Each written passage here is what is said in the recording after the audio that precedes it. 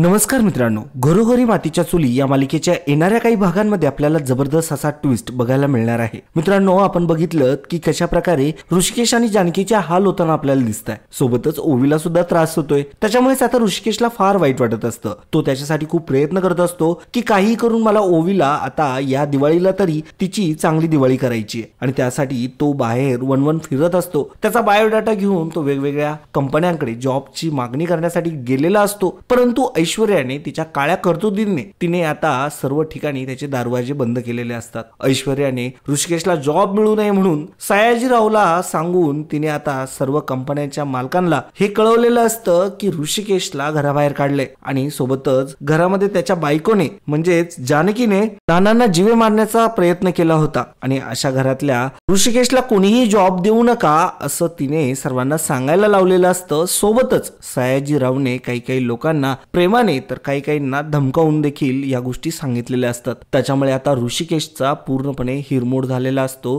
कारण की त्याला कुठेच त्याला जॉब मिळत नसतो, काम मिळत नसतं. तो वनवन इकडे तिकडे भटकायला लागलेला असतो. तो आता एका अशा कंपनीमध्ये गेलेला असतो जिथे सयाजीराव आणि त्या कंपनीच्या मालकाचं जरा वाईट असतं. तेव्हा मात्र त्या कंपनीत जेव्हा तो जॉब साठी जातो तेव्हा ते कंपनीचे जे ओनर आहेत ते लगेचच ऋषिकेशला जॉब देतात. त्याला लगेच चांगला पगार देखील द्यायची कबुली देतात. परंतु काही वेळानंतर सयाजीरावचे माणसं त्या कंपनीच्या मालकाच्या ऑफिसच्या केबिन मध्ये जाऊन ती केबिनच फोडून टाकतात. त्या माणसाला इतकं घाबरवतात की तो माणूस ऋषिकेशला फोन लावतो आणि म्हणतो की मला माफ करा, ही गोष्ट आता माझ्या जीवावरती यायला लागली आहे. पार मला कुटुंब आहे, मला बायका पोरं आहेत, मला तुम्हाला जॉब देता येणार नाही. तेव्हा मात्र ऋषिकेशला समजलेलं असतं की हे सर्व कोण करतंय. तेव्हा ऋषिकेश म्हणत असतो की मला माहिती आहे तुम्ही मला जॉब देत होता, परंतु या एका व्यक्तीमुळे तुम्हाला हे सगळं करायला लागतंय. मला समजतंय, मी समजू शकतो आणि मला त्याचं नाव देखील माहिती आहे. तेव्हा तुम्ही काळजी करू नका,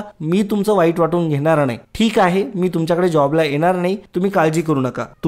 तुम्हाला माझ्यामुळे इतकं काही सहन करावं लागलं त्यासाठी मी मनापासून दिलगिरी व्यक्त करतो. असं आता ऋषिकेशच उलट त्या व्यक्तीला सॉरी बोलत असतो. म्हणत असतो की माझ्यामुळेच तुम्हाला त्रास झाला. तेव्हा मात्र तो ओनर म्हणत असतो की देवा काही पण कर, ह्या माणसाला खचू देऊ नको, कारण की हा माणूस खूप महान माणूस आहे. तेव्हा आता एखाद्या व्यक्तीने असं ऋषिकेश बद्दल बोलावं, त्याच्या बाबतीत देवाकडे मागणं घालावं, इतकी मोठी गोष्ट आता ऋषिकेश साठी त्या व्यक्तीने केलेली असते. कारण की ऋषिकेशचं मनच तेवढं मोठं असतं. त्याने सगळ्या गोष्टींना इतक्या बारकाईने बघितलेलं असतं. सर्व रणदिवेंची कंपनी ही त्यानेच मोठी केलेली असते त्याच्या सुकर्मांनी. परंतु सयाजीराव हा खरा विलन असतो. ऐश्वर्या आणि सयाजीरावच्या डोक्यामध्ये एकच बल्ब पेटलेला असतो, तो म्हणजे काही करून ऋषिकेश आणि जानकीला पूर्णपणे रस्त्यावरती आणायचं, भिकेला लावायचं. त्यासाठी त्यांचे पुरेपूर प्रयत्न सुरू असतात. इकडे ऐश्वर्याने आता एक प्लॅन केलेला असतो की काही पण कर सगुणा, तू काही पण कर, परंतु आता तू त्या जानकीचा काटा काढायचा आहे. त्याच्यासाठी मी तुला जे काही सांगते ते सर्व काही तुला करावं लागेल, असं आता ऐश्वर्याने सगुणाला सांगितलेलं असतं. सगुणा म्हणते, बस का वहिनी साहेब, मी तुमचा आदेश पाळणार नाही तर मग कोणाचा आदेश पाळणार? तुम्ही फक्त आज्ञा करा, मी तुमचा आदेश नक्की पाळेल. आणि मग आता ऐश्वर्या तिच्या कानामध्ये भरपूर काही गोष्टी सांगून देते. जी गोष्ट आता ऐश्वर्या सगुणाला सांगते ती गोष्ट केल्याने आता मात्र जानकीच्या जीवाला धोका निर्माण होणार असतो. परंतु तरी देखील सगुणा या गोष्टीला तयार झालेली असते. इकडे दुसरीकडे मात्र ऋषिकेशच्या जीवनामध्ये आता खूप मोठा उतार आलेला असतो. तो एकदम शून्यात आलेला असतो. त्याला कुठेही जॉब मिळत नसतो. खिशात 1 रुपया देखील उरलेला नसतो. साधा एक चहा प्यायचा असतो त्याला, तो देखील त्याला पिऊ वाटत नाही, कारण की त्याच्याकडे पैसेच नसतात. आणि दुसरी गोष्ट म्हणजे त्याच्याकडे एक बाई भीक मागण्यासाठी आलेली असते. त्या बाईने त्याला भिकेसाठी पैसे मागितलेले असतात. त्याच्याकडे शेवटचे 10 रुपये उरलेले असतात. आणि ती बाई त्याच्याकडे जेव्हा भीक मागते तेव्हा मात्र ऋषिकेश त्याच्या खिशातले ते शेवटचे 10 रुपये सुद्धा काढून देतो. इतकं उदार मन ऋषिकेशचं असतं. ऋषिकेशला आता एक जाहिरात दिसते. एक माणूस रिक्षामध्ये पुकारत असतो, म्हणत असतो की गावामध्ये आता या मुळशी गावात एक मोठी स्पर्धा होणार आहे, ती म्हणजे कुस्तीची. आणि या कुस्तीच्या स्पर्धेचं जो जिंकणारा व्यक्ती असेल त्याला मिळणार आहे 1 लाख रुपयांचा इनाम. असं म्हटल्यानंतर ऋषिकेशच्या डोक्यात ट्यूब पेटते. ऋषिकेश विचार करतो की आता मला काहीही करून या खेळामध्ये जिंकावंच लागणार आहे. आणि मग त्यासाठी तो आता अर्ज करायला करायला जातो. तो तिथे अर्ज करायला गेल्यानंतर बरेचसे लोक आता खूप अवाक होऊन बघत असतात की ऋषिकेश राव जे की रणदिवे कंपनीचे मालक आहेत आणि ते स्वतः आता कुस्ती खेळणार आहे. त्यामुळे सर्वत्र आता आश्चर्याचं एक सगळीकडे चर्चेचं उधाण आलेलं असतं. त्यामुळे सर्वजण आता चर्चा करायला लागलेले असतात आणि याच गोष्टीचा आता सुगावा हा ऐश्वर्याला लागलेला असतो. ऐश्वर्याला समजलेलं असतं की आता ऋषिकेश हा त्या स्पर्धेमध्ये सहभागी होऊन आणि ती स्पर्धा जिंकून चक्क 1,00,000 जिंकणार आहे. हे जेव्हा ऐश्वर्याला समजतं तेव्हा मात्र ऐश्वर्याचं डोकं फणफणतं. ऐश्वर्या आता विचार करते की मी काही करून आता याला याच्यात सुद्धा जिंकून देणार नाही आणि मी आता माझ्या पप्पांना फोन करते. आणि मग ती जेव्हा बाबांना फोन करते तेव्हा ती सयाजीरावला म्हणत असते की हा ऋषिकेश काही गप्प बसणाऱ्यांतला नाहीये. तो आता या स्पर्धेमध्ये सहभाग घेतोय जी कुस्ती खेळून 1,00,000 जिंकून देऊ शकते त्याला. तर आता तुम्ही त्याचा देखील बंदोबस्त करा असं आता ऐश्वर्या म्हणत असते. सयाजीराव म्हणतात की तू अजिबात काळजी करू नको. तुझा बाप तुझ्यावरती खूप खुश आहे कारण की तू खूप चांगल्या प्रकारे त्यांची बर्बादी करायला सुरुवात केली आहे. मी इतका आनंदी आहे की तुझ्यासाठी मी काही पण करेल. मी आता एक असा पैलवान आणतो की ज्याला कोणी हरू शकत नाही आणि तो आता मात्र मी भिडवणार ऋषिकेशला आणि कुस्तीच्या खेळामध्ये त्याला डायरेक्टली त्याचा जीवच घ्यायला लावणार आणि असा डाव खेळायला लावील की 7 जन्मात असा डाव झाला नाही कधी कुस्तीचा हेच त्याच्या लक्षात राहील. आता मात्र सयाजीरावने इतकं मोठं स्टेटमेंट दिलेलं असतं आणि या गोष्टीची जाणीव मात्र ऋषिकेशला नसते. त्याच्या मागे त्याच्या विरुद्ध कट रचला जात असतो. आता मात्र सयाजीराव त्या पैलवानाला फोन लावतात आणि म्हणतात की तुझ्यासाठी एक सुपारी आहे, फोडशील का? तेव्हा मात्र तो पैलवान म्हणतो आजपर्यंत कोणती सुपारी फोडली नाही या पैलवानाने. हा पठ्ठ्या त्या ऋषिकेशला पाणी पाजतो की नाही बघाच असं म्हटल्यानंतर सयाजीरावला फार आनंद होतो. सयाजीराव म्हणतो की वेळ प्रसंगी जर करता आला दगा तर करायला घाबरू नकोस असं जेव्हा म्हणतो तेव्हा तो पैलवान म्हणतो की ठीक आहे साहेब, तुम्ही अजिबात काळजी करू नका, त्या बाबतीत तुम्ही निश्चिंत राहा असं म्हटल्यानंतर सयाजीरावला खूप आनंद झालेला असतो. सयाजी आता ऐश्वर्याला फोन करतो आणि सांगतो की मी अशा प्रकारचा डाव आता रचलाय आणि आता मात्र ऋषिकेश काही याच्यातून वाचू शकत नाही आणि ऋषिकेशचा चांगलाच गेम होणार असं म्हटल्यानंतर ऐश्वर्याचा चेहराच फुलतो. ऐश्वर्या इकडे मनोमनी हॅपी होते आणि मनात विचार करत असते की एकदा काय हा ऋषिकेश मेला की जानकी आपोआप त्याच्यामध्ये जाऊन मरणार हे मात्र नक्की. तेव्हा मात्र आता ऐश्वर्या या गोष्टीची तयारी करायला लागते आणि ती सुद्धा आता हॅपी असते. ऋषिकेश आता इकडे स्पर्धेला आलेला असतो. स्पर्धेची तयारी त्यांनी काही केलेली नसते परंतु तो डायरेक्ट कुस्तीच्या आखाड्यात उतरलेला असतो. समोर भलभले मोठे मोठे पैलवान आता सयाजीरावने आधीच तैनात केलेले असतात जे लढणार असतात ऋषिकेश सोबत. परंतु आता ऋषिकेश त्या गोष्टीसाठी पूर्णतः तयार नसतो. तरी देखील तो आता कुस्तीच्या रिंगणात उतरलेला असतो. पहिला डाव सुरू होतो. पहिल्या डावामध्ये कुस्तीच्या रिंगणामध्ये आता मात्र ऋषिकेशला खाली पाडण्यात येतं परंतु ऋषिकेश कसं बसं करून त्या पहिल्या पैलवानाला हरवतो आणि पहिला डाव तो जिंकलेला असतो. तेव्हा मात्र आता दुसरा डाव सुरू होणार असतो. देखील भला मोठा पैलवान असतो जो खूपच डेंजर असतो परंतु तरी देखील आता ऋषिकेश त्याला सुद्धा हरवतो. परंतु सयाजीरावला आता राग यायला लागलेला असतो. तो खूपच जास्त रागवतो आणि त्याने ज्या पैलवानाला सुपारी दिलेली असते त्याला तो म्हणतो की आता तू याचा गेम कर नाहीतर हा जिंकल आणि त्याला 1,00,000 मिळतील. तसं जर झालं तर तुला मी जिता सोडणार नाही एवढं लक्षात ठेव असं सयाजीरावने त्या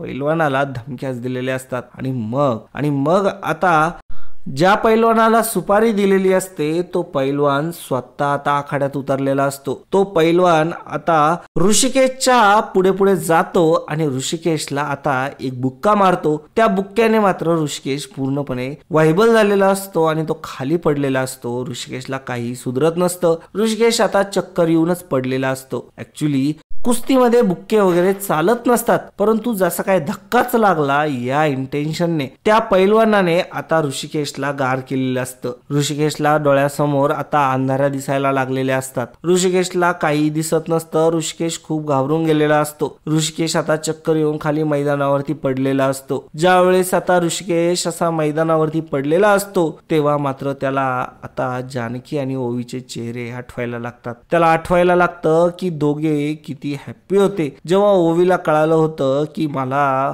जॉब लागलाय आणि जॉब लागल्यावरती मला पेमेंट येणार आहे आणि दिवाळी ही सुद्धा तिची आनंदात साजरी होणार आहे, ही गोष्ट त्याला आता आठवत असते.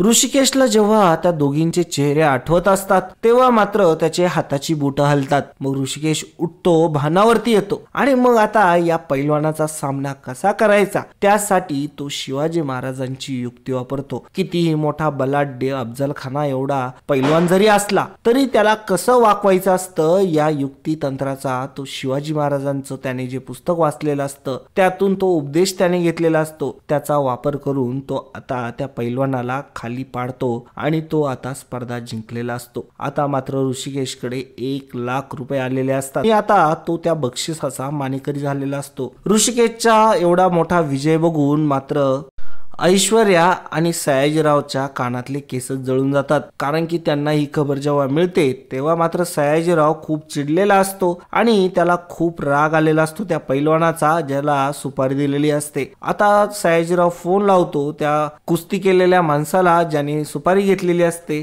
तो म्हणतो की मी हरलो, त्याने मला युक्तीने खाली पाडलं. तेव्हा मात्र सयाजीराव म्हणतो मग काय तू काय मसनात गेला होता का, आणि असं म्हणतच आता सयाजीरावला खूप राग आलेला असतो. सयाजीराव म्हणतो की आता मी तुझाच गेम करणार, तू लक्षात ठेव. सयाजीरावचं हे वाकडं बोलणं ऐकून मात्र आता तो पैलवान जरा घाबरलेलाच असतो, तो जरा टरकलेलाच असतो. परंतु इकडे ऋषिकेशने ते 1,00,000 रुपये जिंकलेले असतात. ते 1,00,000 रुपये जिंकल्यानंतर आता ऋषिकेश घरी आलेला असतो. घरी येत असताना आता सयाजीरावला मात्र खूप वाईट वाटत असतं की ही गोष्ट कशी काय सक्सेसफुल झाली. ऋषिकेशकडे जर पैसा आला तर मात्र आपला डाव पूर्ण फेल जाईल, ही गोष्टीची भीती आता सयाजीरावला वाटत असते. सयाजीराव आणि ऐश्वर्या आता फोनवरती बोलत असतात तेव्हा ऐश्वर्या म्हणत असते की बाबा तुम्हाला एक काम सांगितलं होतं ते सुद्धा तुम्हाला धड करता आलं नाही. खरं तुम्हाला मी सांगितलं होतं ना तो तिथे जिंकायला नको म्हणून, मग तो जिंकलाच कसा काय. आता एवढा मोठा तो गेम जिंकलाय, 1,00,000 रुपये आले त्याच्याकडे, तो काही करू शकतो, तो खूप धोकादायक असू शकतो आपल्यासाठी. असं म्हटल्यानंतर सयाजीराव म्हणतात की हो तू काळजी करू नको, मी आता काहीतरी बंदोबस्त करतो त्याचा. असं म्हटल्यानंतर ऐश्वर्या म्हणते की तुम्ही काहीच करू शकत नाही, तुमचे नेहमी प्लॅन फेल जात्या आणि फ्लॉप जात्या, तुम्हाला काहीही कळत नाही. असं म्हटल्यानंतर आता मात्र सयाजीरावला प्रचंड राग आलेला असतो. सयाजीराव गुंडांना फोन लावतो आणि सांगतो की तो ऋषिकेश कुठेही असेल त्याला पकडा आणि त्याच्याकडचे असलेले पैसे लुटा आणि ते घेऊन या आणि त्याला चांगला बेदम मार द्या, लाताखाली तुडवा. असं म्हटल्यानंतर आता ते गुंड ऋषिकेशला शोधत असतात. ऋषिकेश हा रस्त्याने चाललेला असतो, त्याच्याकडे गाडी नसते आणि त्याच्याकडे काहीच नसतं. 1,00,000 रुपयाची धनराशी घेऊन तो आता तसाच चाललेला असतो रस्त्याने. तेव्हा वाटेतच काही लोक गुंड गाड्या घेऊन येतात आणि ऋषिकेशला आता वेळखा घालतात. ऋषिकेश आता म्हणत असतो की तुम्हाला काय झालं, इथे का बरं थांबलाय तुम्ही. तेव्हा मात्र ते गाडीवातले पोरं नुसते हसत असतात, कारण की ते गुंडच असतात. ते हसून हसून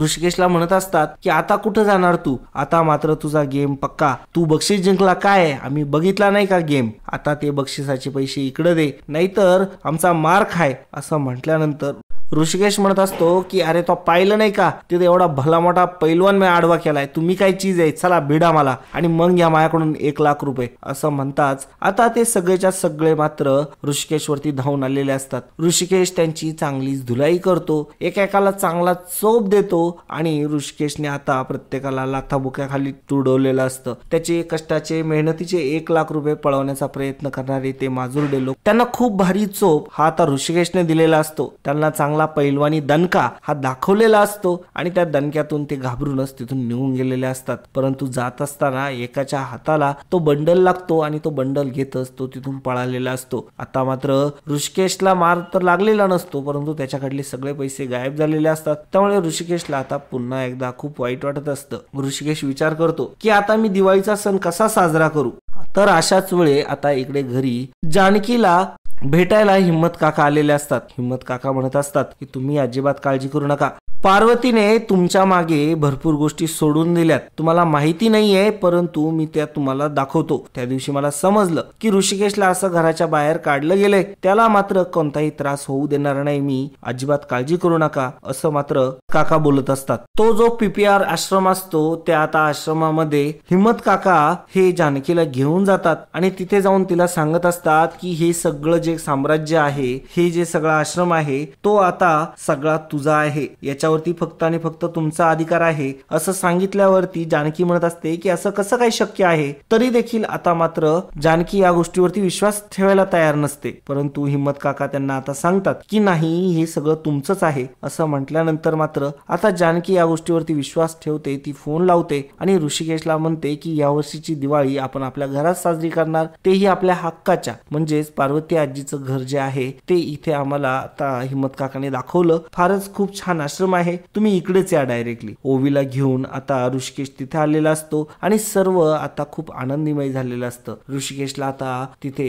इन्चार्ज बनवलं जातं त्या आश्रमाचा आणि आता हिम्मत काकांनी तेवढंच ऋषिकेशला दिलेलं छोटं मोठं आता हे मस्तपैकी एक चांगलंच गिफ्ट असतं. तर मित्रांनो, तुम्हाला हा व्हिडिओ कसा वाटला कमेंटद्वारे नक्की कळवा. आणि मित्रांनो, घरोघरी मातीच्या चुली या मालिकेच्या पुढल्या काही भागांमध्ये नेमका काय ट्विस्ट बघायला मिळणार आहे ना, ते तुम्हाला मी या चॅनलवरती सांगणार आहे. त्यामुळे मित्रांनो, या चॅनलला चांगलं सबस्क्राईब करून ठेवा. आणि दुसरी गोष्ट म्हणजे लक्ष्मीपूजनाला पार्वतीचे दागिने जानकीच्या हवाली हिम्मत काकाच करणार खुलासा, ही गोष्ट देखील आपण पुढे बघणार आहोत. त्यामुळे आता चॅनलला सबस्क्राईब करून ठेवा. लक्ष्मीपूजनाला पार्वतीचे दागिने कशा प्रकारे जानकीच्या हाती देतात काका, हे सुद्धा आपण बघणार आहोत. तर मित्रांनो, आजच्यासाठी पुन्हा भेटूया पुढल्या भागामध्ये. तोपर्यंत नमस्कार, धन्यवाद.